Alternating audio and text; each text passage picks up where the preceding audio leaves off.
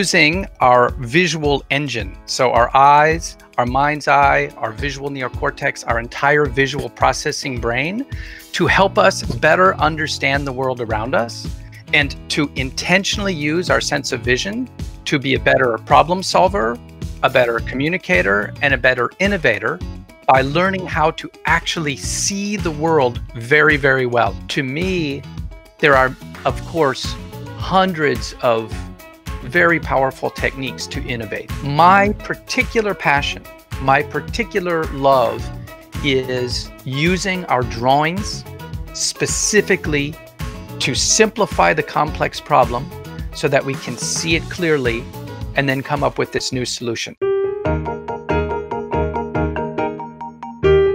As a kid, when I was little, I drew all the time because all little children, they draw all the time, right? When I was 17 years old, I was selected to be exchange student, AFS, to go to กรุงเทพนะครับ So ผมเป็นนักเรียนแลกเรียนอยู่จังหวัดนนทบุรีนะครับอยู่โรงเรียนรัตนทิเบศนะครับครอบครัวของผมอยู่เมืองไทยไม่ได้พูดภาษาอังกฤษผมไม่ได้พูดภาษาไทย So what did we do to communicate? We sat at the table and we drew pictures all the time. We would sit at the table and I would draw a picture. I would say like, imagine, this is the world and, here's Thailand.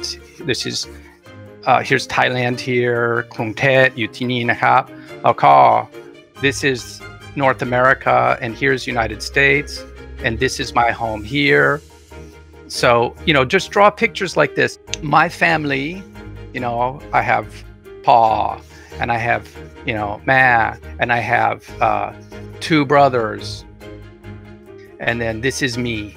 And I could draw a picture like this and people could understand. Visual communication for me became very important when I was living in a place where I did not speak the language. And then, of course, I moved back to the United States and I continued to draw like that.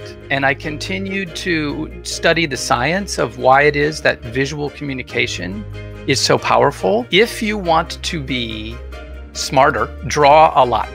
If you use your visual mind to help you think, you will be very, very smart. Smarter than if you just use words and writing.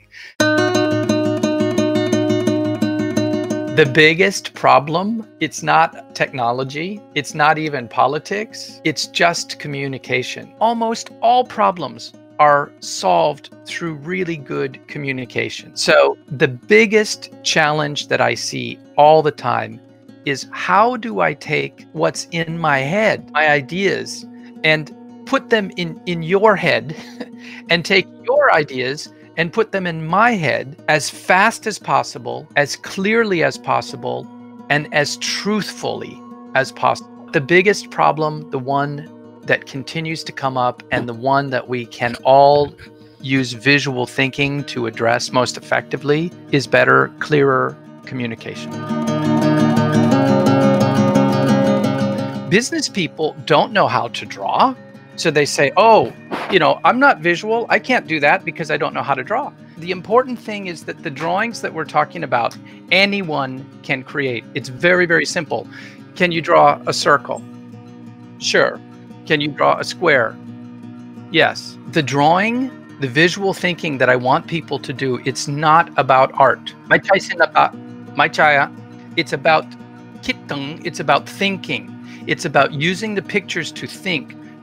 And no one will care. No one will care if your picture is beautiful. For example, this one that I drew so quickly, it's not beautiful. It's not good drawing, but you can understand it.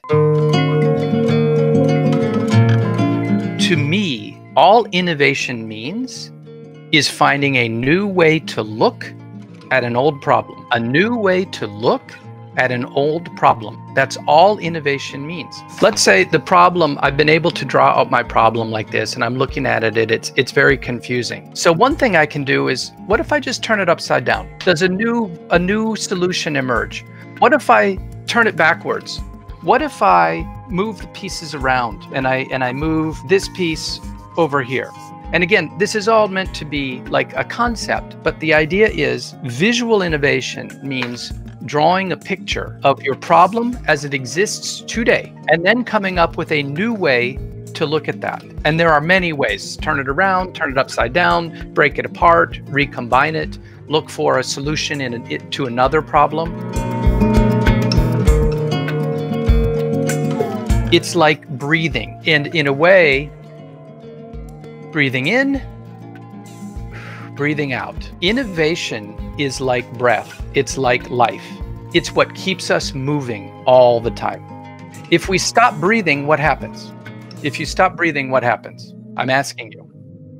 You die. I know a lot of people at Google. I've worked a lot with Google, and boy, it's constant innovation all the time. Break the pattern, new pattern, go, all the time. It's exhausting, but it's also successful because it keeps them on the front of the curve. Now imagine that your business is a little slower.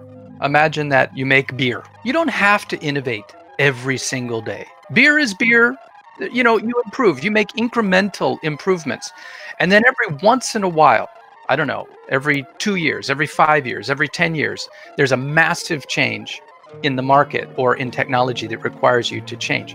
The point is, at some point, you have to be willing to look to what is new. I'm so excited to be able to come to the Corporate Innovation Summit. Most importantly, what I'm really excited about is the ability to share, not only with Thai people, but people across all of Southeast Asia, the breakthrough power of being able to look at an old problem in a new way and come up with a really good, innovative solution. Number one, you're going to be inspired. People who come will feel really happy and excited because they're seeing not just me, many people who have a lot of really great ideas sharing them. The most important thing is that people are actually going to learn the skill of visual innovation. Is everybody going to be great at it? No. Is everybody going to be a genius? No. But does it give everybody a chance to start and try? Absolutely. So people will have fun and they will learn a skill that they can use in their work or at home the next day.